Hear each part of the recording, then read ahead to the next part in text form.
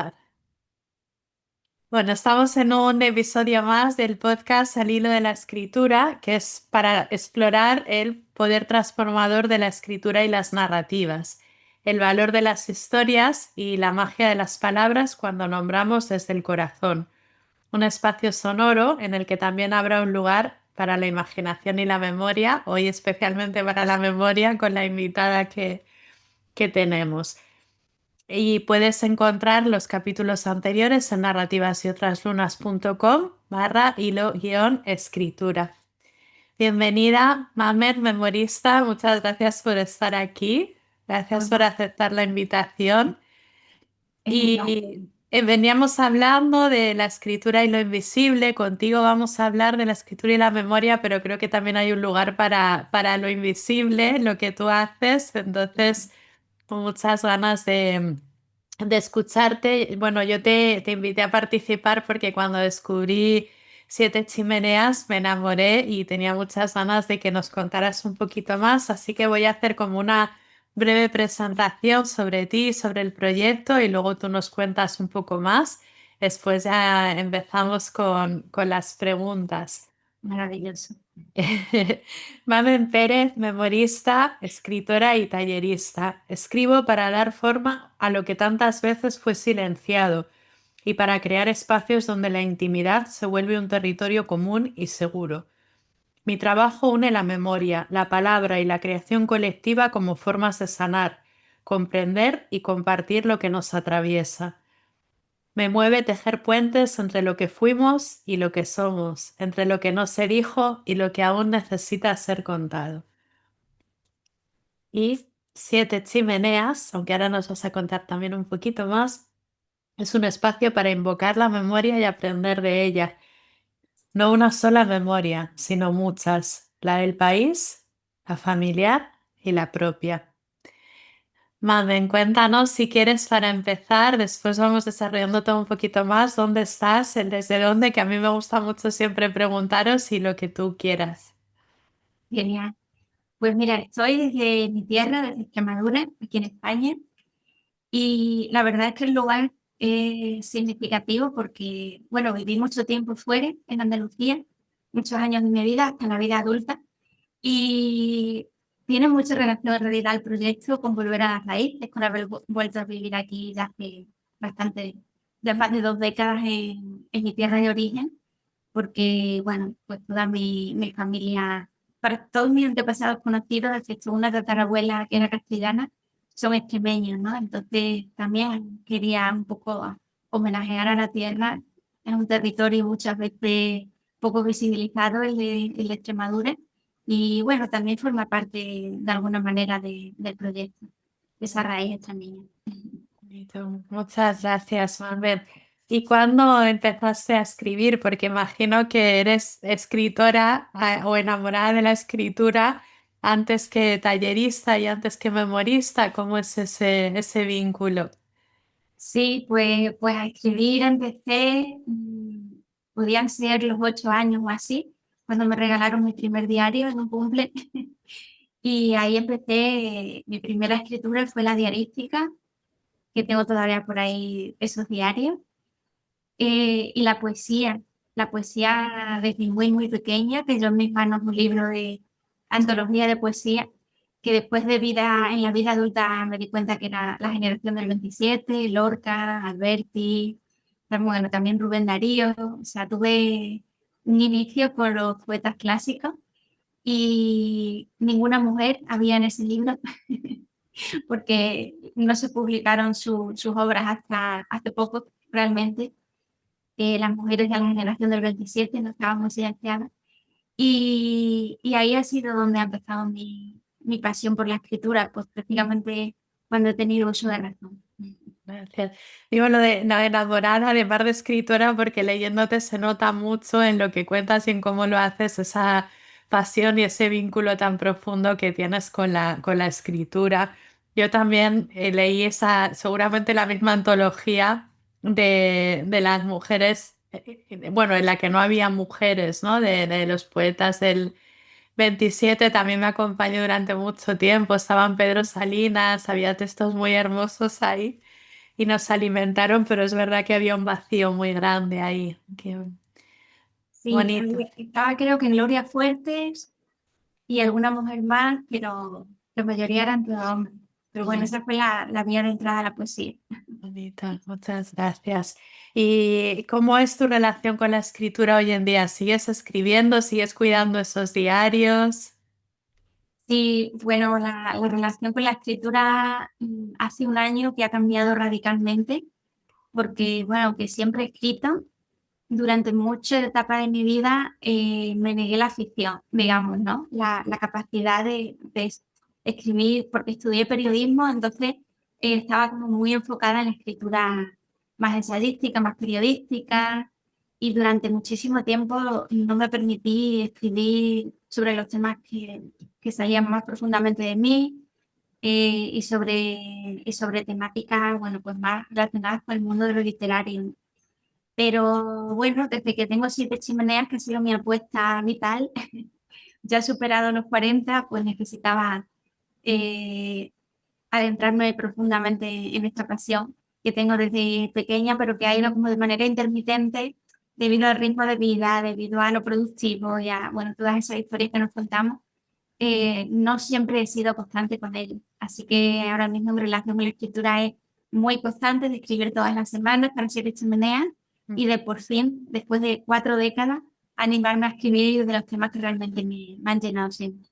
Bonito.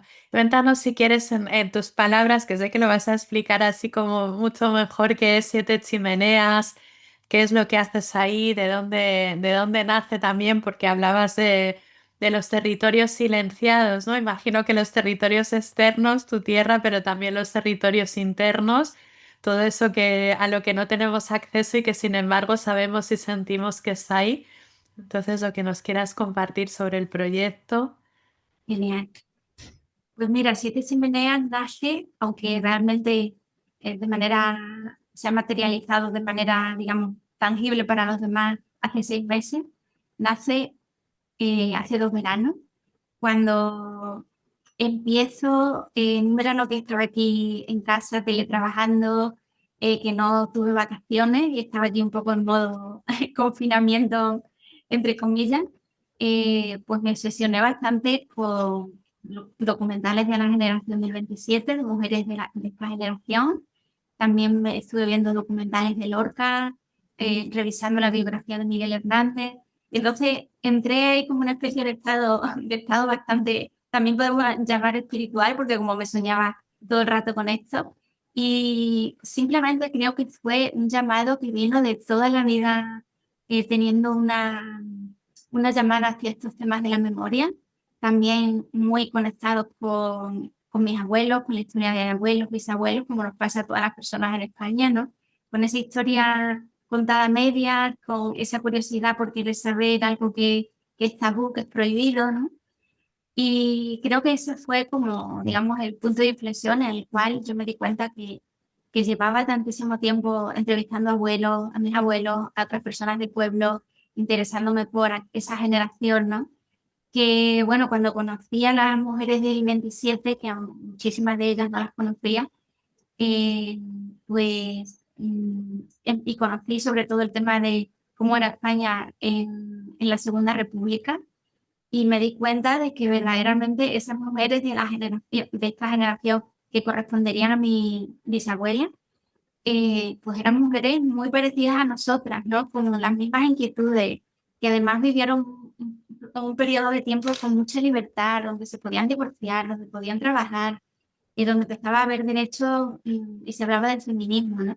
Y cómo conectar con esas mujeres, pues me dio ese impulso para decir, voy a hablar de estos temas, voy a hablar de memoria histórica, pero también siempre unido a esa memoria familiar y sobre todo al llamado de esta generación, ¿no? Que se suele denominar millennial, por enmarcarlo dentro de alguna manera, que hemos sido las primeras que hemos hecho muchísimas cosas. Creo que hemos vivido las consecuencias de aquella España en dictadura, aunque nosotras ya hayamos nacido en democracia. Y empecé a leer también autoras contemporáneas, más jóvenes que yo, incluso de 30, que hablaban sobre, pues, esos efectos colaterales que, digamos, había tenido aquella dictadura podemos definirlo como las viñetas de la guerra civil, ¿no? Y ahí, bueno, pues con el apoyo de esa literatura escrita por mujeres jóvenes, pues me animé a mezclar todo esto, ¿no? O sea, ¿qué tiene el pasado que contarnos del tiempo que habitamos hoy a nuestra generación? Bonito. ¿Y qué cosas has descubierto? Imagino que muchas, ¿no? Pero es muy bonito ahora que te escucho más porque te he leído bastante, pero ahora que te escucho entiendo todavía mejor ese puente, ¿no? Es como tener un puente entre todo lo que se perdió con la guerra civil, con la dictadura y volver a rescatar, ¿no? Rescatar todo lo que está oculto, todos esos silencios de la guerra, todas esas heridas que están ahí de la guerra y de la dictadura porque fue mucho tiempo. Pero claro, veo que hay también como algo que está muy presente en tus textos y que te escucho, hay mucho de no quedarnos en la herida, que es importante visibilizar las heridas, el silencio, sino poner mucho el foco también en la luz, hablas de la alegría, hablas de la ternura, ¿no? Entiendo que hay también como un rescate y una reivindicación de todo eso que está ahí. Sí, sí, porque creo que debe haberlo, porque si no es muy desesperanzador, ¿no? Sobre todo en los tiempos que estamos, que parece que estamos volviendo a cosas que ya eran impensables. Eh, es complicado estar al día de la actualidad informativa, estar leyendo, estar escribiendo y leyendo continuamente de memoria histórica, son temas muy dolorosos. Entonces, claro, también quería poner esa parte de memoria histórica, pero también de memoria familiar, de recuerdos, ¿no? Con las ancestras, con los abuelos, ¿no? Y de memoria propia también de la niñez, de la adolescencia. Y sí que reivindico mucho también el tema del legado positivo, ¿no?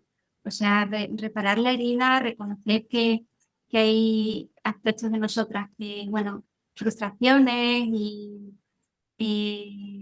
ansiedades que provienen de todo esto, pero también el legado, ¿no? Por encima de la herida, por encima de las diferencias generacionales, el legado que es precioso trabajarlo, ¿no? Se pueden trabajar tantísimas cosas, ya no solo con el legado propio, familiar, sino con el legado, digamos, simbólico, ¿no? De otras épocas, entrando también en el mundo de lo invisible, como tú decías, del simbolismo. Soy una apasionada también de esos temas, entonces, bueno, el concepto memoria da para muchísimo, para toda una vida con muchísimas aristas. Bonito. Yo durante mucho tiempo acompañé un taller que era la voz de las mujeres y empezamos como dejando mucho espacio a justamente a la herida, a lo que había sido difícil, a lo que no se había dicho, pero siempre que hablábamos de eso automáticamente aparecían también todos los dones, ese legado más, ¿no? más luminoso que tú comentas. Entonces, bueno, me parece un enfoque muy bonito.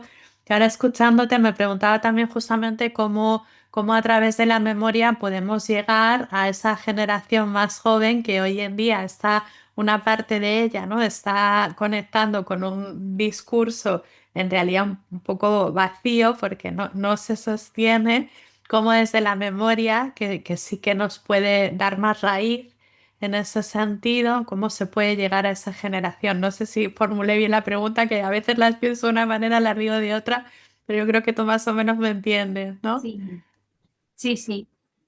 Claro, yo creo que es tan importante y tan imprescindible en este momento que las generaciones más jóvenes, a las que les queda ya muy lejano esa parte de la historia, porque veo que, por ejemplo, la generación que ahora mismo tiene 30, hay muchísimos autores, como por ejemplo David Duclos, ¿no? Que es el que está teniendo muchísimo éxito, o sea, una década o casi una década más jóvenes que yo, que son ellos los que están trayendo a la mesa todo este tema de reparar la herida de la guerra civil y todo esto. Pero de esa generación de los 30 hacia atrás, ahí ya me pierdo un poco, no sé realmente cómo está la situación, si escucho en las noticias pues esa situación preocupante de personas que han tergiversado completamente la historia de España. Tengo la esperanza de que sean un mínimo, pero sí creo que es fundamental el poder hacerles llegar eh, pues la memoria de lo que ocurrió. Y creo que el problema es que se habla mucho desde números, desde la polarización, desde datos, pero cuando abres un libro, por ejemplo, cualquier libro de estas mujeres que tuvieron que exiliarse, de la generación del 27, y te cuenta un Madrid, una Barcelona en guerra, el exilio, personas que creo que aquí en España se perdió mucho, eh, mucho talento cultural, porque las personas que se quedaron, pues ya en México, bueno, en un montón de lugares, pues pusieron allí su talento, sus dones, lo depositaron allí, pero desde allí también nos contaron, ¿no? Entonces, solamente leer un diario de una de estas mujeres, por ejemplo, que se representaran sus obras de teatro, como ya se está haciendo en algunos casos. No sé, creo que puede haber muchas maneras, en concreto con estas mujeres de la República, que nos pueden traer un escenario más humano, más emocional, en el cual es muy difícil negar lo evidente, porque cuando empatizas con una historia humana, es mucho más fácil que cuando hay una polarización en redes sociales o lo estamos viendo como en un informativo o con dos personas que no lo están hablando desde lo humano. Entonces, creo que es muy fácil, que todo está en los libros y en lo que ya se ha escrito, pero hay que abrir esos libros. Muchas gracias, Mamen. Y claro, es como recuperar también lo que, con tal cual lo estás diciendo, ¿no? Recuperar las historias de vida, recuperar todo eso que si lo vaciamos de contenido, lo vaciamos de sentido también y se puede tergiversar con mucha facilidad. Estaba pensando también en el efecto que todo esto tuvo en las mujeres, que también es innegable, ¿no? Que fue como muy devastador para toda la población, pero especialmente con un matiz de género que fue especialmente dañino, ¿no? Para nosotras.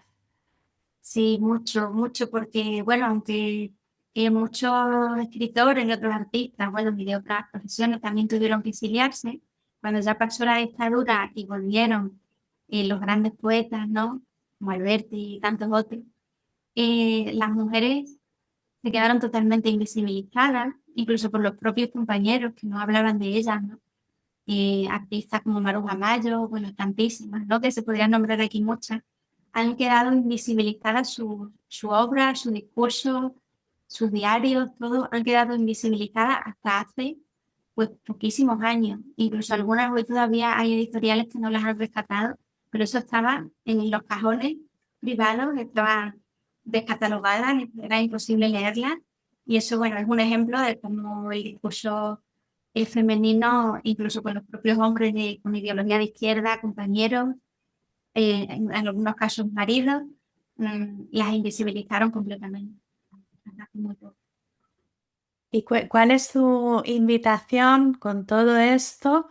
¿Qué es lo que tú propones? Además de recordar, además de conectar con todo esto, ¿no? De ir ahí como hilando una narrativa más completa, más profunda. ¿Qué es lo que tú haces en Siete Chimeneas? ¿Invitas a recordar, también a escribir, a crear? ¿Cómo es? Sí, pues mira, en Siete Chimeneas, las cartas que envío cada semana, mezclo un poco tres cosas en el formato de la carta. Por un lado, lo autobiográfico está muy presente porque me sale así, natural, es un poco, es vulnerabilidad al descubierto, no es privacidad o, bueno, cuesta un poco, ¿no? Cuando hay que proteger la intimidad, pero uno también quiere en su escritura poner el cuerpo, poner la historia propia, implicarse, porque nace así, ¿no?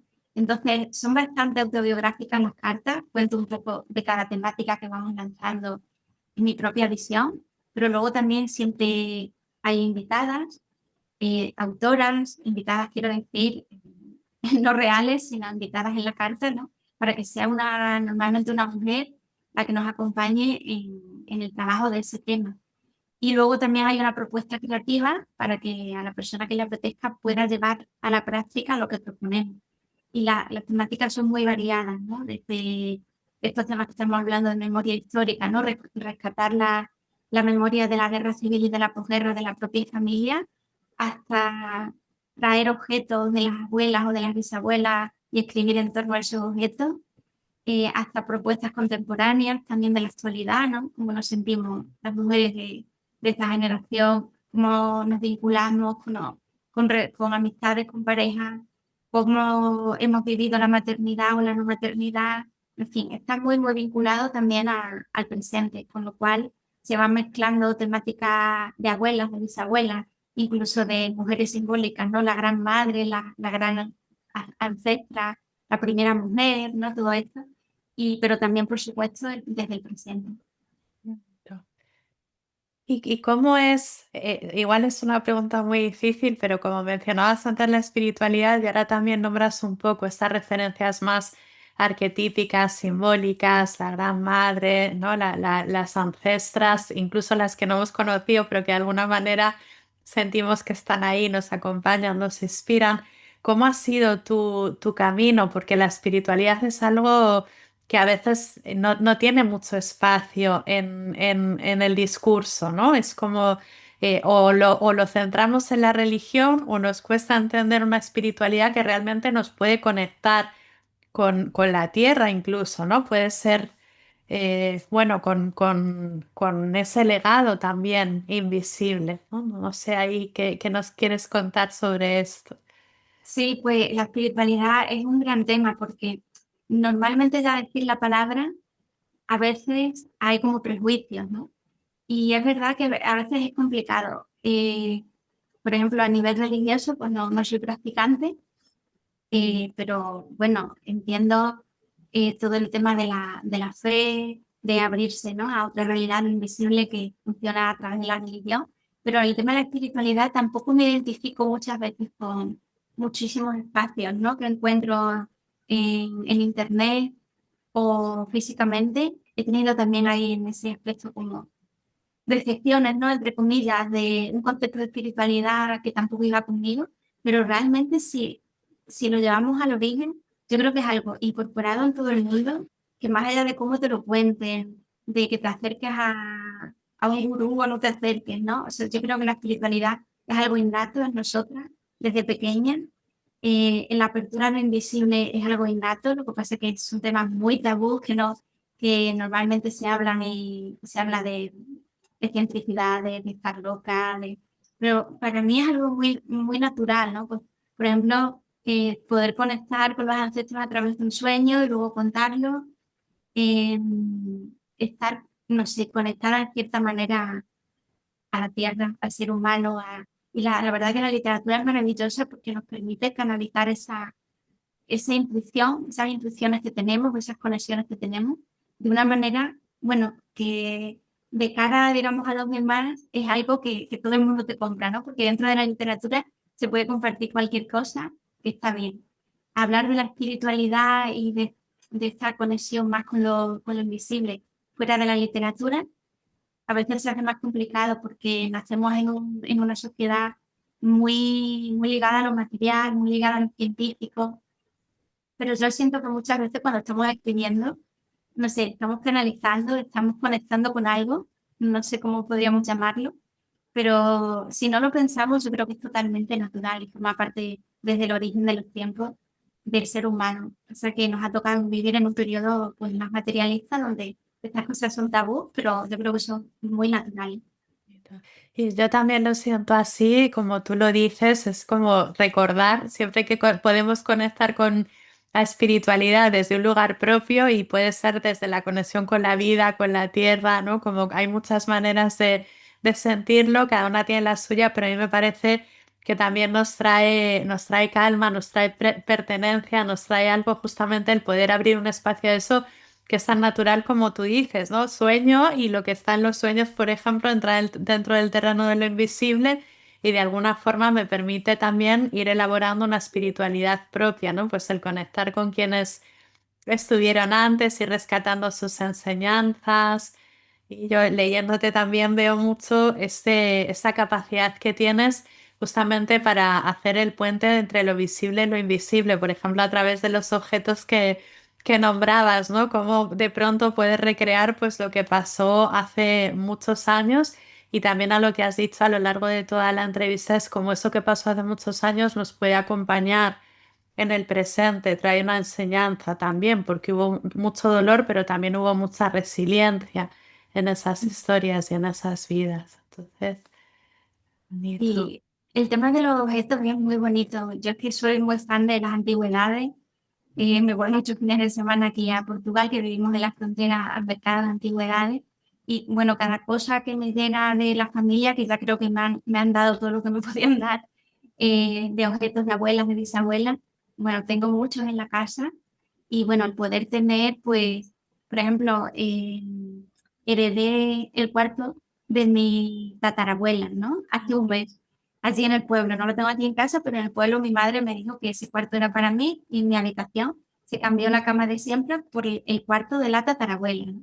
Entonces, claro, yo me miro en ese espejo donde se ha mirado la tatarabuela tanto tiempo y el tatarabuelo, ese cuadro, esa cama, esa mesilla, me voy atrás en el tiempo y no sé, yo siento una conexión potente con esas personas que realmente son completos desconocidos ya cuando hablas de bisabuelos y tatarabuelos, aunque yo tuve la suerte de tener una bisabuela hasta mi 17, pero normalmente esa generación y sus padres son personas de tu familia que han influido en ella, que han tenido una vida, han sido niños, han sido jóvenes y sin embargo no sabemos prácticamente nada de ellos, ¿no? Muchas cosas se pierden, porque incluso la gente, los padres ya tienen una visión lejana, ¿no?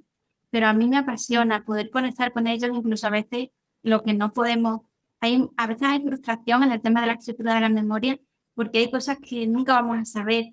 Entrevistamos a los familiares, pero a lo mejor ya siempre te dicen los mismos datos y hay una parte pues, que hay que poner la imaginación, la escritura, y también es bonito, aunque no coincida 100% con la historia original. A mí me parece precioso tener esos vínculos.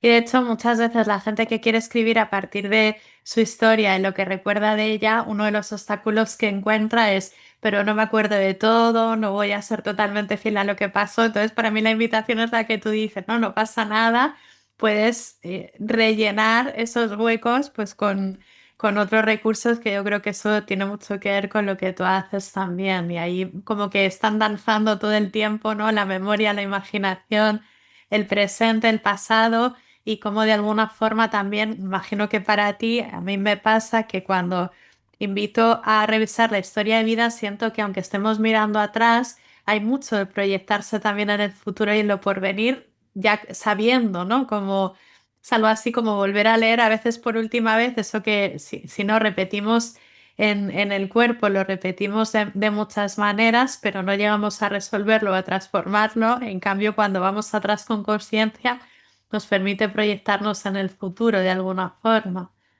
Sí, sí, es que incluso así de chimenean en algunas cartas he metido el futuro, porque bueno, cuando eres una apasionada del pasado, ¿no?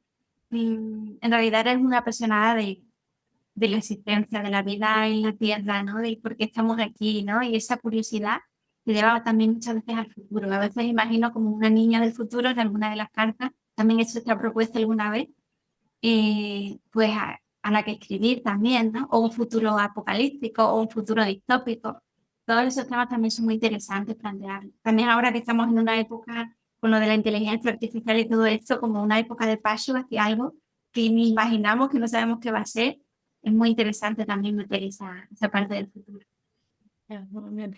Y ahora me van surgiendo muchas cosas, las voy anotando, ¿no? Una que me quedó ahí atrás, después vuelvo a esto que me parece muy interesante también, es que le dirías a alguien que siente justo ese deseo de contar su historia o de compartir, ¿no? Como tú haces cuando decías, yo escribo en primera persona muchas veces desde la vulnerabilidad porque siento que hay un valor en eso, claro, es una manera mucho más poderosa de conectar, ¿no? Yo te leo en esa intimidad, en esa primera persona y es mucho más fácil llegar a lo que estás transmitiendo. De alguna manera me permite a mí también, pues, entender cosas que de otra manera a lo mejor no sabría ni siquiera nombrar.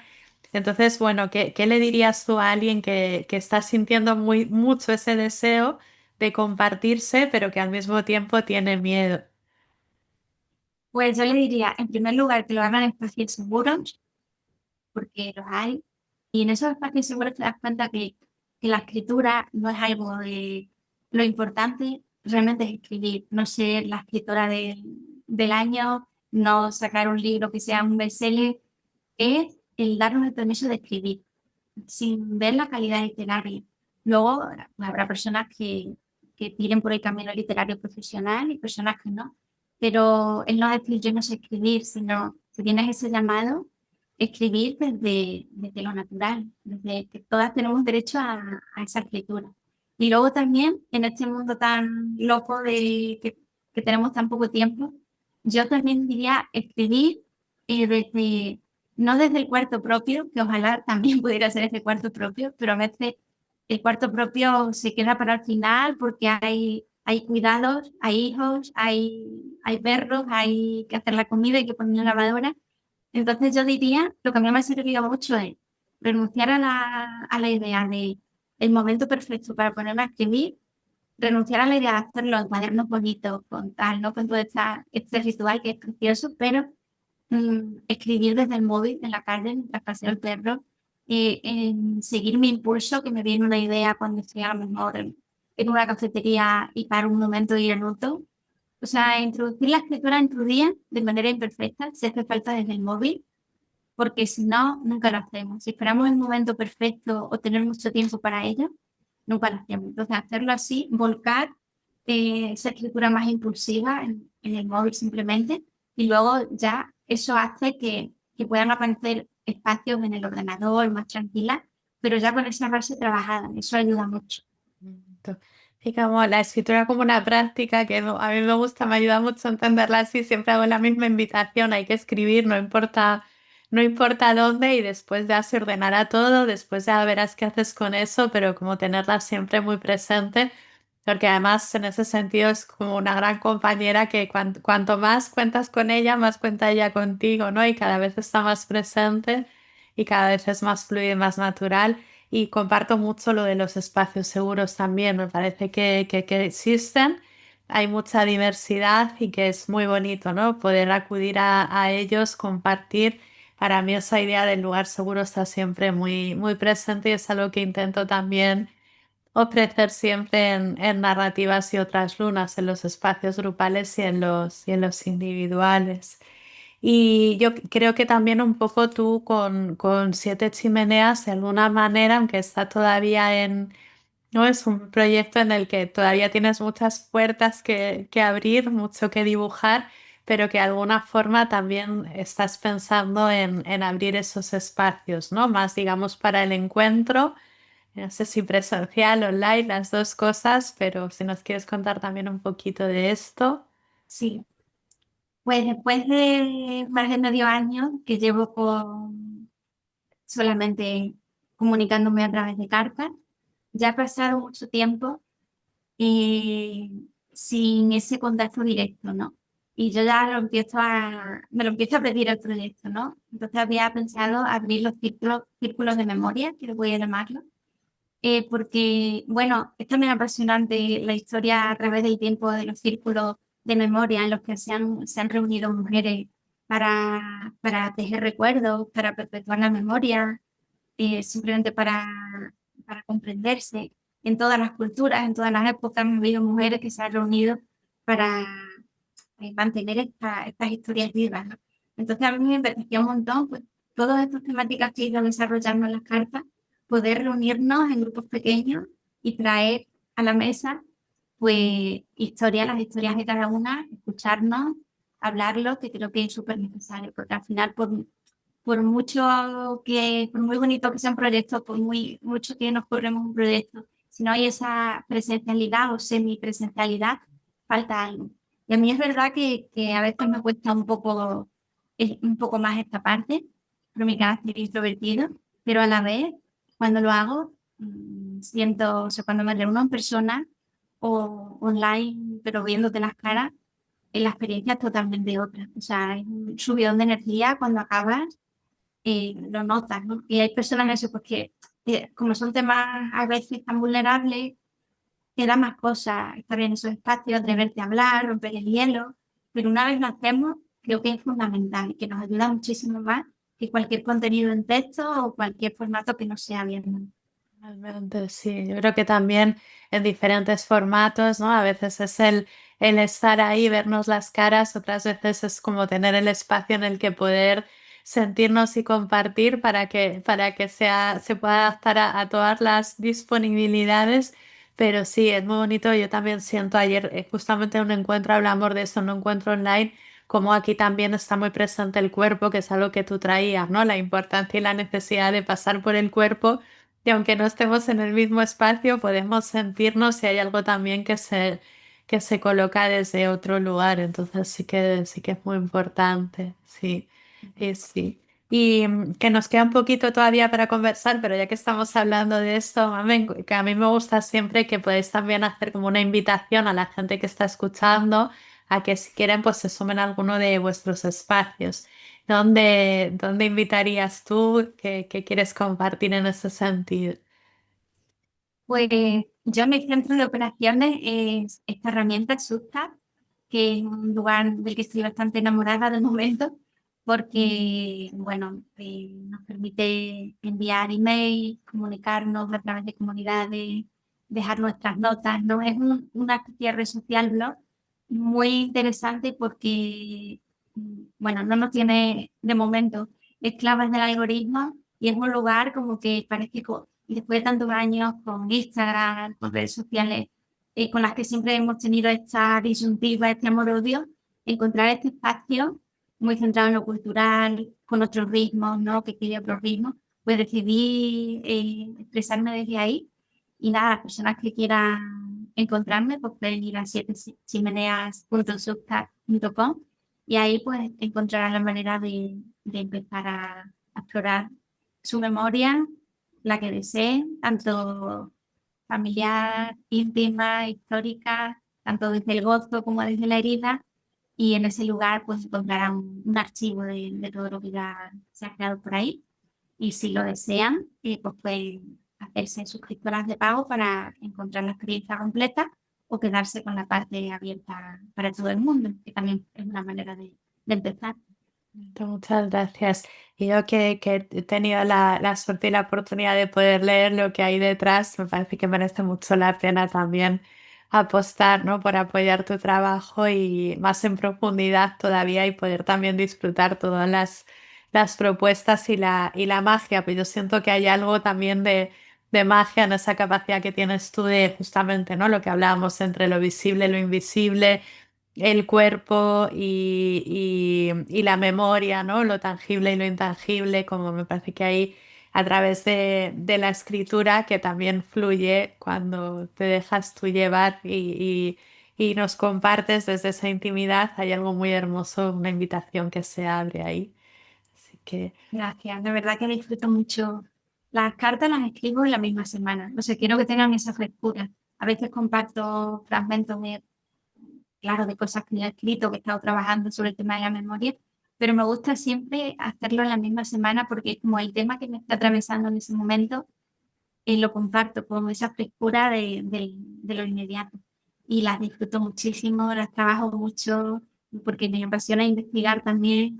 Y bueno, al final le doy vueltas hasta que queda pues de una manera que yo me parece auténtica y me parece que yo al menos ahí me he dado como yo me quiero dar, ¿no? Que a veces no es fácil encontrarlo, pero la verdad que a partir de la constancia de hacerlo todas las semanas, me está resultando cada vez algo más bonito y más enriquecedor.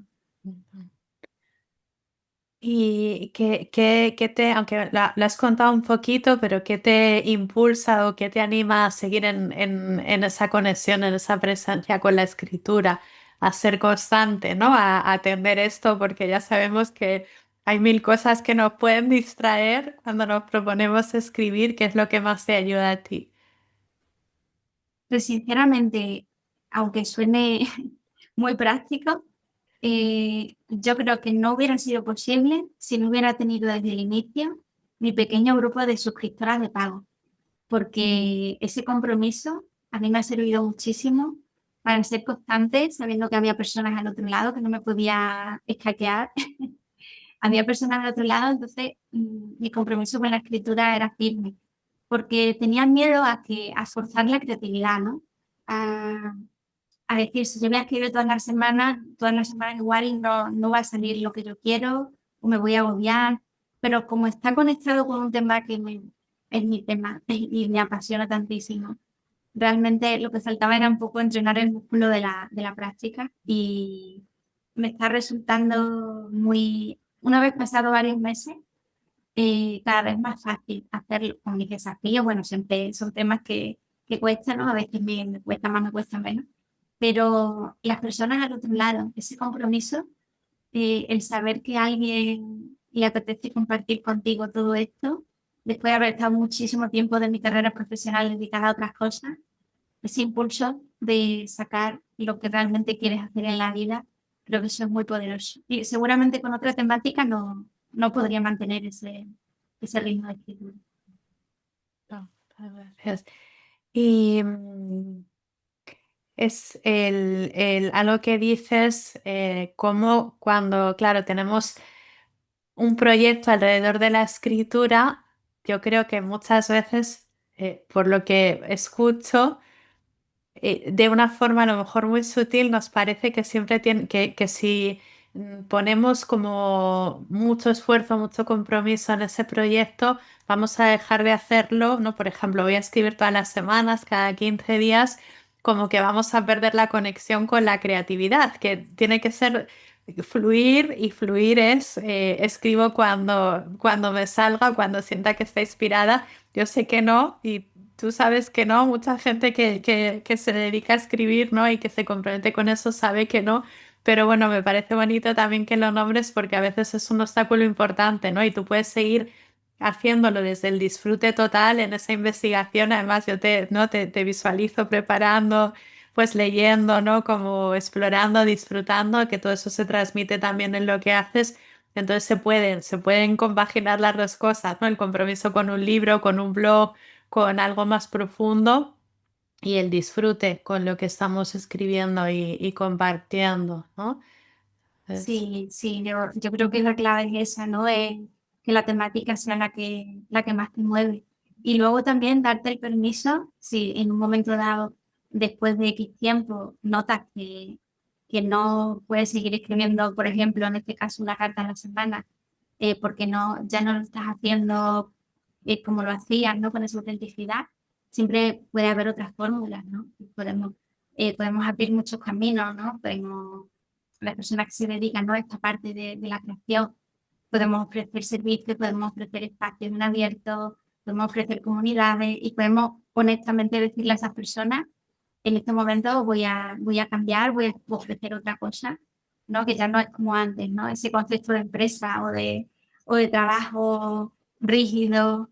Podemos ser honestas y podemos hablar de nuestras necesidades y de cómo estamos por encima de nuestro proceso creativo y de nuestra profesión, ¿no? Podemos ser humanas entre nosotras y cuando estás en esos espacios seguros, siempre hay comprensión al otro lado. Entonces, permitírselo y bueno, cada uno su técnica, su método. Habrá personas que no le encajen nada lo de una vez a la semana. En mi caso, como me he pasado toda la vida procrastinando este tema y siempre ha sido escritura por impulsos, sin ningún tipo de orden ni de compromiso.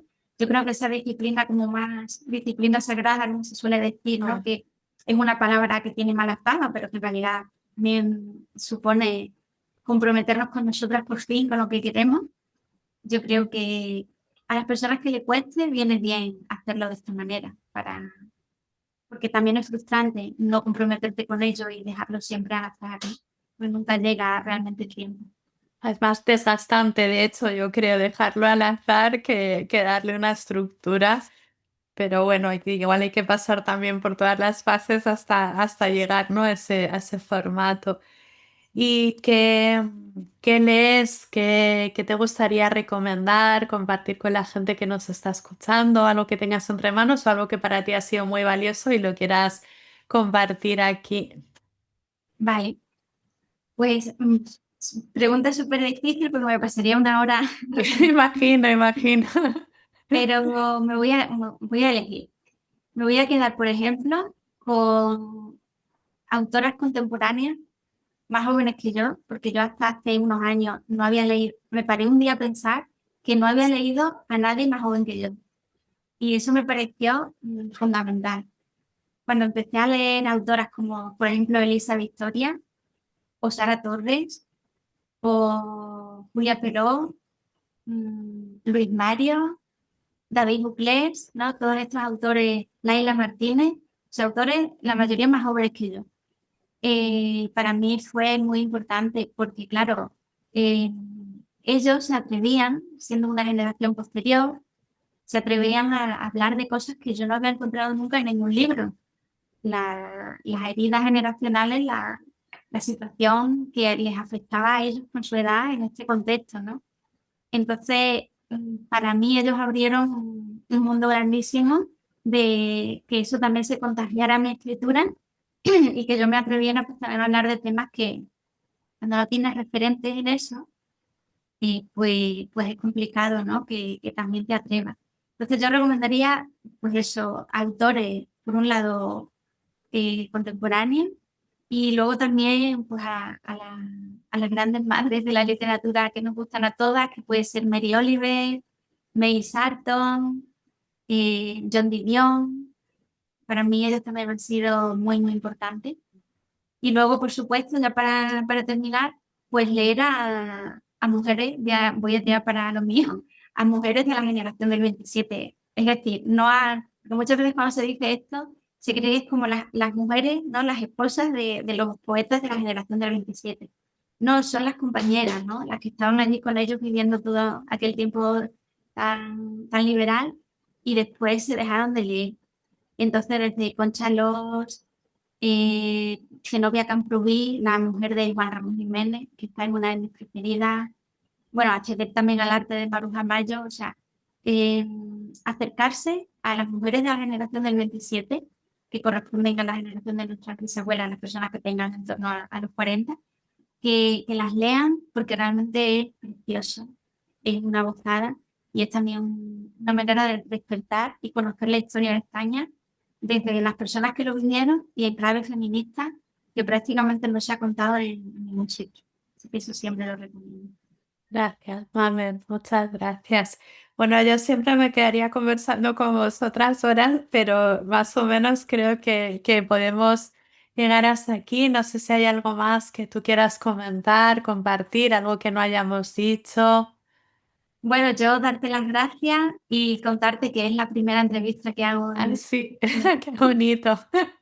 es la primera vez que lo hablo así, ¿no? Para alguien, para un podcast. Y entonces, pues para mí es un honor que hayas contado conmigo. Me gusta mucho tu proyecto. Me parece que eres una persona muy humana. Y nada, estoy encantada de formar parte de esta serie de podcast que he estado escuchando los que ya están y me parece oro. Estos espacios largos, no para las personas que nos agobiamos con lo instantáneo y con los vídeos, estos espacios son puro oro para el alma, pero también para la mente, ¿no? Para poder poner de nuevo nuestra atención al servicio de lo importante y contrarrestar un poco esta locura que llevamos de lo instantáneo. Esa es la idea, muchas gracias, Mame. Justamente esa es la idea, sí, sí, poder tener algo más pausado y también como ir trenzando todas las narrativas que vais compartiendo, que realmente hay mucha belleza en ellas. Además hay temas que se repiten, ¿no? Como que los vamos ampliando cada vez más, es muy bonito.